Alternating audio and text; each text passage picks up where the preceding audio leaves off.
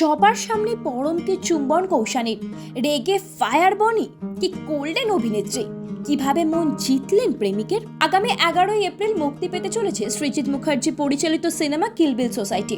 আর সেখানে জুটি বাঁধতে দেখা যাবে পরমব্রত এবং কৌশানীকে। শুধুমাত্র জুটি বাঁধাই নয়, তাদের বেশ গভীরভাবে চুমু খেতেও দেখা যাবে এই সিনেমায়। আর তাতেই ঘোরতর আপত্তি জানায় বনি, কিন্তু কোনো লাভই হয় না।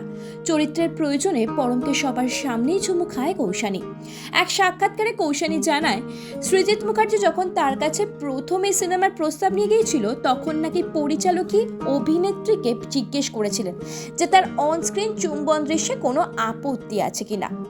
প্রথমটায় আপত্তি আছে বলার পরও চিত্রনাট্য শোনার পর চরিত্রটা করার লোভ সামলাতে পারলেন না কৌশানী। পরিচালককে বলে দিলেন তিনি রাজি, তবে শুট যেন ওয়ান টেকেই হয়ে যায়। এদিকে একাধিক অভিনেত্রীর সঙ্গে অনস্ক্রিন চুম্বন দৃশ্যে অভিনয় করার জন্য ইতিমধ্যেই মনে মনে পরমব্রতকে বাংলার ইমরান হাশমি দাগিয়ে দেওয়া কৌশানী চরিত্রের কথা শুনে রাজি হয়ে গেলেও তার মনের ভেতর একটা চাপা টেনশন কাজ করছিল। অভিনেত্রীর কথায়, শুটিং শেষে বাড়ি ফিরে সেদিন একেবারে নিস্তব্ধতা বিরাজ করছিল। প্রথমটায় বনি বিষয়টাকে মেনে নিতে পারেনি, তবে পরে সবকিছু স্বাভাবিক হয়ে যায়। অভিনেত্রী আরও বলেন, আসলে আমাদের এখানে চুমু খাওয়াটা খুবই খারাপ হিসেবে দেখা যায়, তবে মুম্বাইয়ে কিন্তু বিষয়টা একেবারে কাপ কেকের মতন হয়ে গিয়েছে।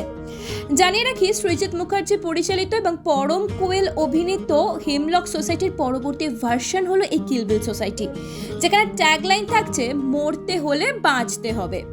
এই সিনেমায় পরম কৌশানীর সঙ্গে দেখা যাবে অনিন্দ্য চট্টোপাধ্যায়, সন্দীপ্তা সেন, বিশ্বনাথ বসুর মতো তারকাদেরও।